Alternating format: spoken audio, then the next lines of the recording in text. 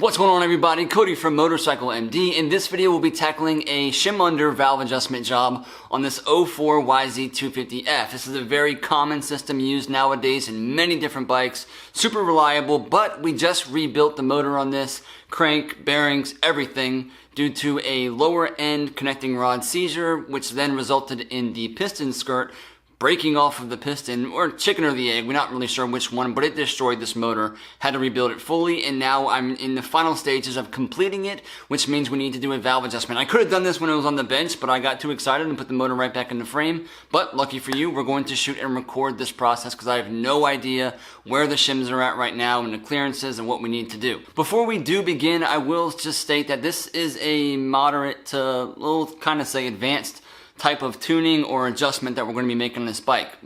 Engine components will be removed potentially, and you need to have a manual when it comes to doing this type of thing. When it comes to torque specs of the cam caps, when it comes to reading specs and knowing what they need to be, and cam timing and all these different things that come about when you're doing this type of job. And when all's said and done, you can completely destroy your motor doing this type of job. So, let's do it.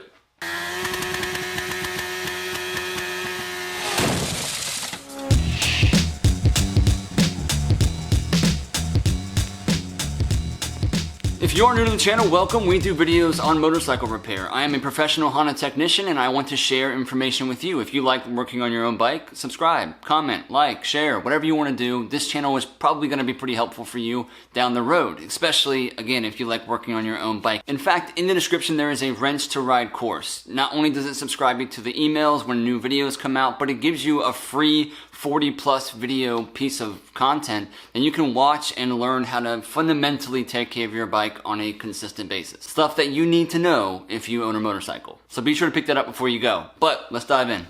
One thing I do like to do when you're working on dirt bikes, because they're dirty, just be clean, you know? Wrap a trash bag or something around there or on the top, because your hands are going to be all up on top of that thing and you don't want to drop crap inside of this motor, especially since we just rebuilt it. So quick little tip. We need to get these inspection covers off, and none of them are fun. I don't have the right spade tool with me. There's like a 4-angle spade tool. It's a large flathead. I do have one for this that I made. I took a 1/2-inch adapter, and this is likely going to work, but the biggest flathead screwdriver will get that one. This one's a lot more difficult. Let's try it with a big flathead first, see if we get, oh sweet, that was easy. Let's just try this that I got. You usually end up tearing it, especially if they're metal. Sweet, that worked. Again, 1/2-inch, just cut it, ground it down until it fits. So this is where we can turn the motor through in the correct direction, clockwise, counterclockwise. And we also have this inspection window that's looking at the flywheel for markings that will tell us where the engine is at timing wise. Top dead center compression is what we always want when it comes to valve adjustments. And this inspection hole is supposed to have some lines in here that look like they're covered up with some silicone. And we can't just get that out of there. That was satisfying. One thing I did not show me doing was pulling the spark plug out, which is necessary because you can spin the motor up pretty freely like that, so you're not fighting compression.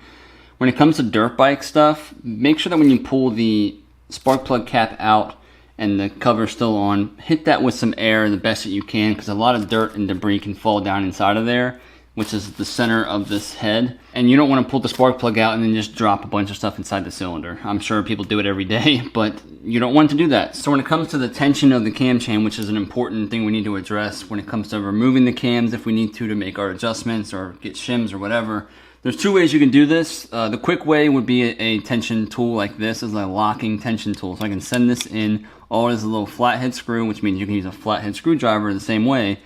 And when you wind this up clockwise and lock this thing in, I have a loose cam chain, which is great. You can do all your adjustments, not worry about the tensioner at all. When you pull this out, it will retract back and then it will gain its tension again, because this is a spring-loaded tensioner down here.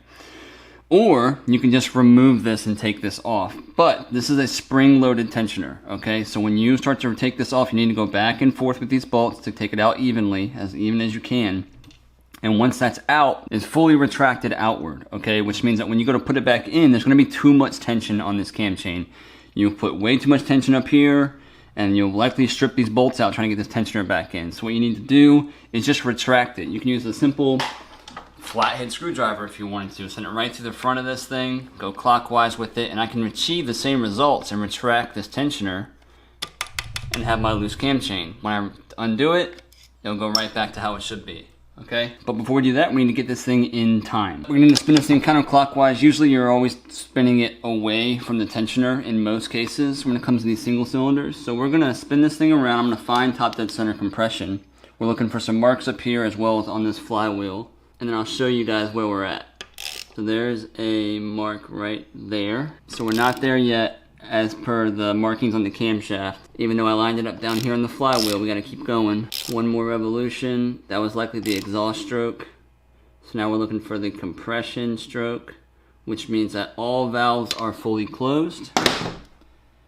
And now we've landed on it. So I'm gonna try to show you guys this. So there on the back of that flywheel, you see that line. I've lined it up with the markings on the case. And on the camshafts, when it comes to this model in particular, so on the intake side of the motor, which will be the side that the carburetor's on, we have a punch mark right here. We need that to be lined up with this case. We need both lines to be lined up with this case. There's a dot over on this side too that you can see on the exhaust cam. So once the intake dot is lined up horizontally with the case, and so is the exhaust, we know that we're at top dead center compression. I'm not concerned with this dot over here or any other marking like this one up here. We're just concerned with once this one and this one meet horizontal and the line down on the flywheel is lined up. Now we can do some checks. Now when it comes to what we're actually measuring, this is our cam lobe, right? We can actually see these ones. There's ones in the center too. This is a 5 valve system, so there's 3 on this side and 2 on this side. What we're measuring for is the clearance between the top of the bucket, which if we have to pull these off, you'll know exactly what I'm talking about, and the bottommost section of this lobe. They should not be touching right now. There's actually a clearance in between those 2 parts that we're going to be measuring with a piece of metal. That's, in layman's terms, what we're doing. Now, the feel of the feeler gauge is a finesse type thing. It's something that you learn with experience, but what I've found with the shim under bucket systems, it's kind of like a go or no-go situation. The feeler gauge will go in and you'll feel some slight resistance, or you'll feel that you're touching both of those 2 pieces of metal, top in between them. And you go to the next size shim and maybe it won't go in at all, right?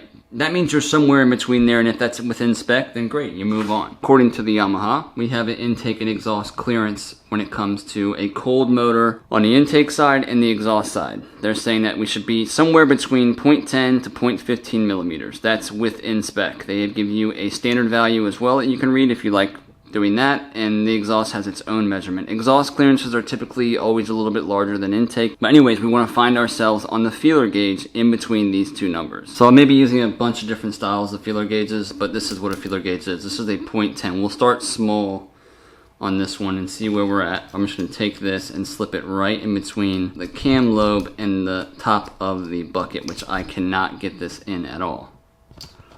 Can I get it in over here on the exhaust? I can. So there is clearance there, but right now we are going to be out of spec on the intake valves because this 10 will not go in at all. So we'll definitely be pulling these camshafts. There's a 10. Let's go a little bit smaller. This is a 0.08 feeler gauge. That does go in. So there is clearance there, which is good.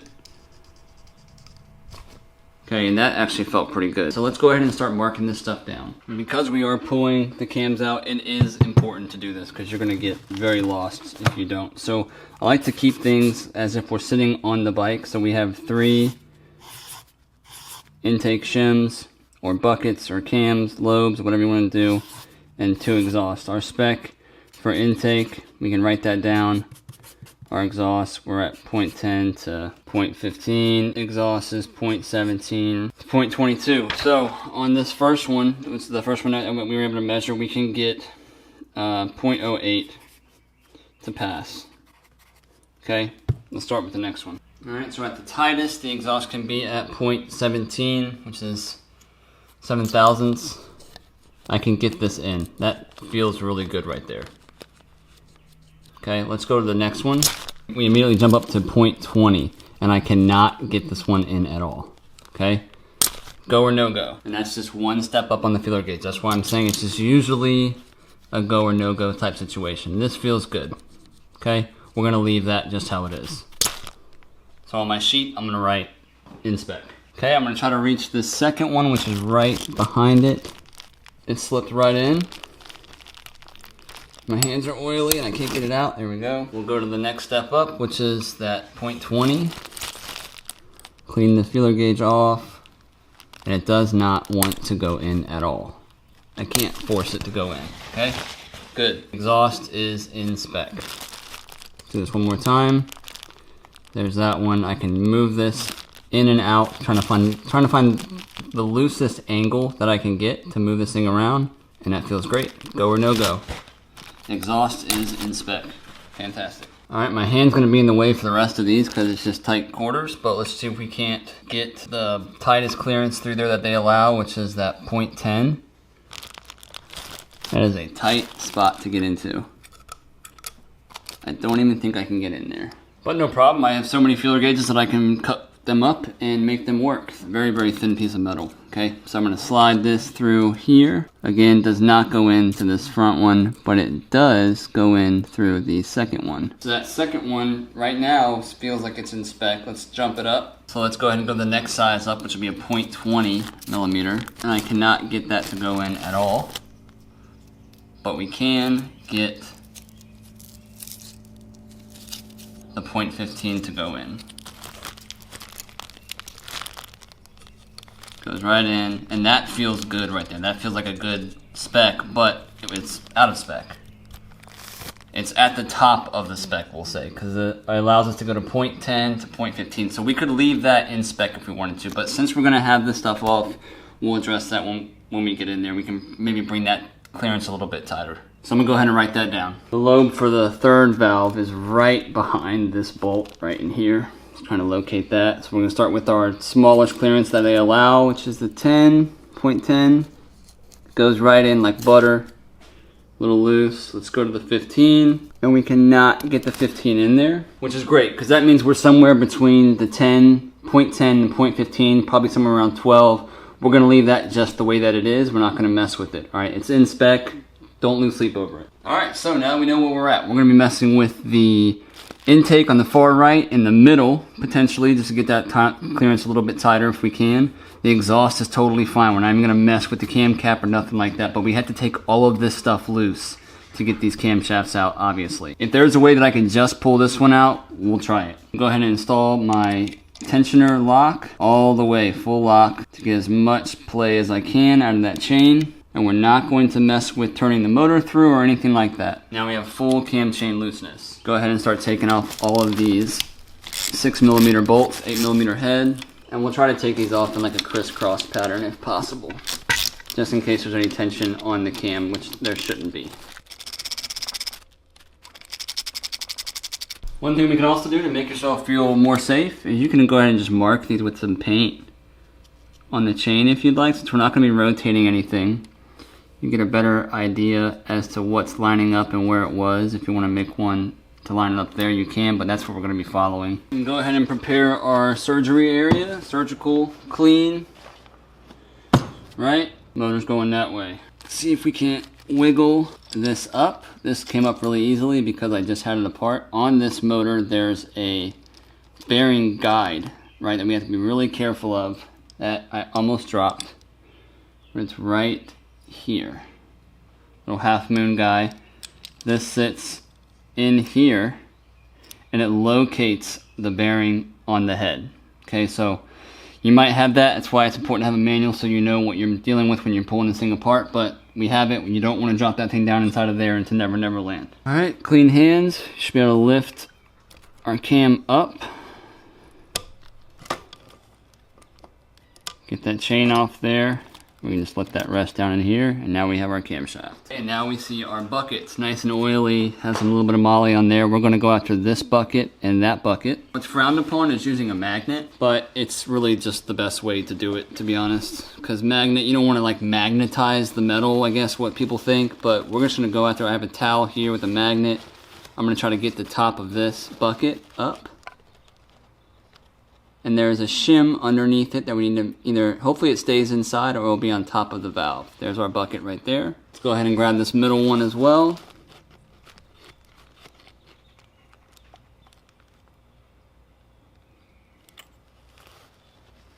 Now just so you know what you're looking at, what we see here is that middle part right there is the top of the valve. Right there and there. The shim sits in this pocket on top of the retainer and bridges the gap of clearance between that and the bucket. So the cam that's running is not always, but it's in contact with the top of the bucket versus being right on top of the shim or right on top of the valve, like a tappet style valve train. There are shim over buckets where the bucket would sit just how it was, and there'd be a large flat shim right on top, and then you would just pull the shim out and plop a new shim in on top of the bucket. This one, shim under, all we're doing is in contact with the bucket, so there's a couple more parts we need to pay attention to when we're doing this type of job, but that's in essence what we're looking at. So let's go ahead and grab this bucket. This is the one that was way out. We were at 0.08. Let's clean this bucket off. What we do want to look for, let's go ahead and grab the shim out of the bottom. What we are looking for on these buckets is any type of significant wear on the sides. This does have wear on it. Okay, you can see it's kind of lost its glossy shine. There is some wear, but there's no big heavy scoring. There's a measurement that you can take for these, but this one looks fine. It looks totally runnable, okay? But we are paying attention to that type of wear that can go on, because this is sitting really, really close in the head. So oftentimes, if these are all scored up and scratched and nasty, so is the head, which means you would need a new head and a new bucket. It can get expensive. 4 strokes can be expensive. Here's our shim. It's a hard piece of metal that has a specific thickness to it. Sometimes you'll see the numbers on top. This one has a 1, looks like a 7.5 on there. It's starting to get worn away. That happens all the time. Sometimes you'll see these with the imprint of that valve so buried inside of them that you just want to replace it because the measurement's no longer accurate. So this should be a 175. I have a micrometer here that I can measure this up with just to verify. And that is correct. It's a 175. So we'll leave that there. We can mark down that it is a I'm going to say it's a 175. In all honesty, this motor would have likely ran with these measurements because the 0.08 is not too far out of spec, enough for it to just not run at all, but it needs to be adjusted. Okay, there's our other bucket, looking for any wear. We have some weird spiraling going on top of that, but I'm not too concerned with that. Again, there's that soft wear on the sides. Again, I'd run it. This shim looks like it says maybe 160 on it. I like having the micrometer with me because I can just verify that in case the numbers are gone. And there it is, 160. So we need 2 shims. What we also want to look for, obviously, since the cam is out, is any type of weird wear going on the cam lobes themselves. We have our bearing surface that runs right here, and we have our cam lobe, which as this rotates is in contact with the top of the bucket. We want to make sure there's no weird wear going on here. This cam looks totally fine. All the dirtiness you see is just molly paste from me assembling the motor. Because we have that 0.08 which failed, right, that's under the spec of that 0.10. This one was at the top of the spec. We want to try to make these as close as we can, being within spec. Even though that one's within spec, we can just totally leave it and run.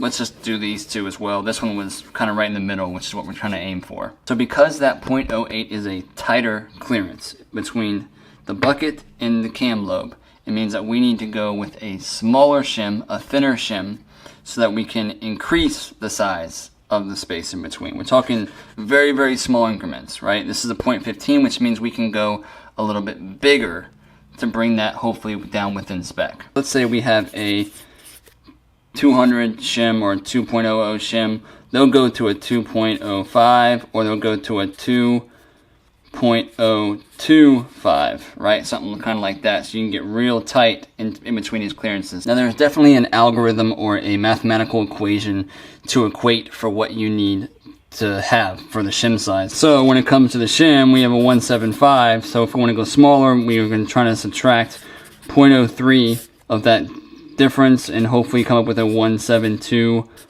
shim. I'm sure there's a way that we can equate this to make this all work, right? But that's probably what we'll do. We'll try to go to just a 1 step size smaller, and we'll do the same thing for this one. This was a 160. We'll try to go up just one size, maybe 162. So lucky me, I have some spare shims. I have a whole case of shims too, but in my spare pile, which you can totally use old shims. 175. We need more room. So I have a 170, which should bring us back in to spec. And then I got lucky because on this one we had a 160, I believe, but we're gonna try to bring it down a little bit, and I actually have a 162, which will tighten the clearance up just a hair for us. So we're gonna run that. For a 170 and over on this side, being careful not to drop it. Make sure it's seated all the way. And then our 162, center intake. Make sure it's seated all the way. Add a little drop of oil on top. Keep our buckets in the same position that they were in, which this one was in the middle. Put a little oil on the sides, slip that down. Put another drop of oil on top of that. Blue line needs to be over on this side so we can just grab our chain. We still have our chain tensioner pulled back. This might take a little bit of finesse.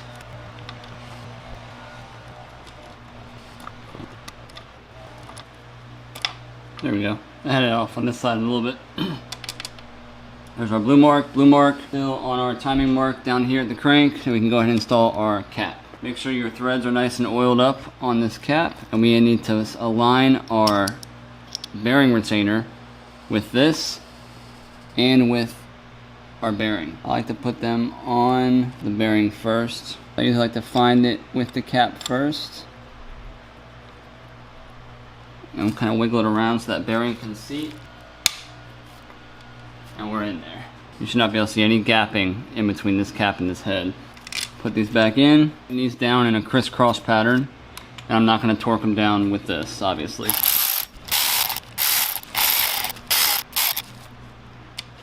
These cam caps call for 7.2 foot-pounds.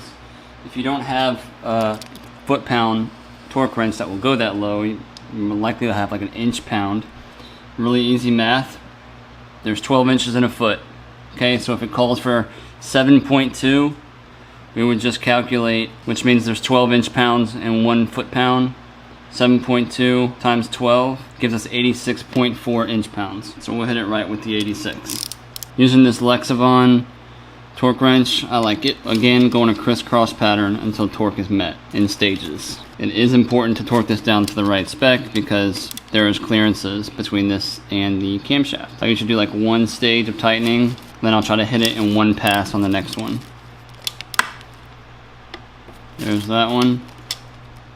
There's that one. 4. 5. Bingo. These ones have already been torqued and we never loosen them back up. Okay, we can release our tension. What I like to do, if we were to rotate this 360 degrees, our paint marks will be all off. It won't line up. It'll take you a bunch of revolutions to get that to do that again, if it ever will. But this allows the cam chain to tension up how it should.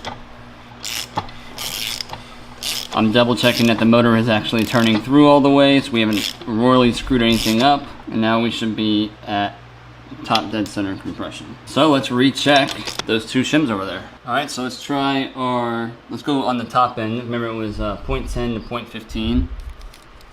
0.15 slips right in there really easily now on that right hand side. So might not have gone big enough on the shim, even though I thought we really did. This one feels great.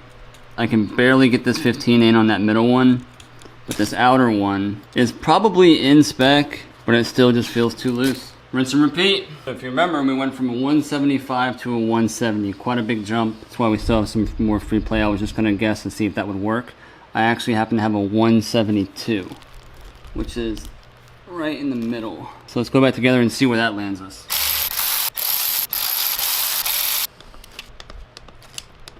All right, third time's a charm. Let's go for that 15 again. Does not fit. Let's check the second one just one more time. Barely fits. Let's drop down to that 10 and it slides right in. So we are somewhere in between the 10 and the 15. So we are within spec. They're relatively close to each other. I like being in the middle of the range because it gives it a lot more wearable time to me. Unless the valves are shot, you know, and they wear out pretty quick. But being at the top or the bottom of the range or the spec they give you, if you're all the way at the top, you don't have much room until it's out of spec, you know. So being in the middle, it gives you lots of playtime, we'll say. Last but not least, a little bit of silicone I use. Honda Bond, HT, I don't care. Yamaha Bond's the same thing. If there's a Kawasaki one, I'm sure it's the same. I just use their high temp.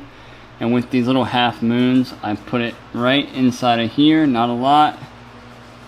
Definitely up on this edge. Put some in the center here, definitely up on this edge. I'll wipe that around, and I'll just carry it back a little bit into here. Kind of tack it up a little bit. Brand new valve cover gasket.